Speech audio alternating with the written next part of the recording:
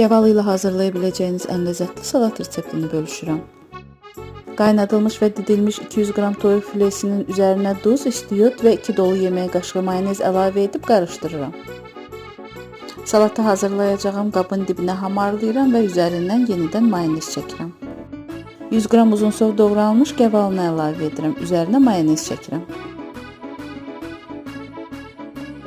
Blenderin köməkliyi ilə üyütdüyüm 150 qram qozun yarı hissəsini əlavə edirəm. Üzərinə mayonez çəkirəm. 3 ədəd sürtkəcdən keçirilmiş yumurtanı əlavə edirəm. Hər tərəfinə bərabər şəkildə yayıram. Üzərinə mayonez çəkirəm. Və sonda qozun qalan hissəsini də üzərinə əlavə edirəm. Bir neçə saat daha yaxşı olar ki, bir gecə dinləndirdikdən sonra servis etmək olar. Mütləq hazırlayın, əminəm çox bəyənəcəksiniz. Hələlik.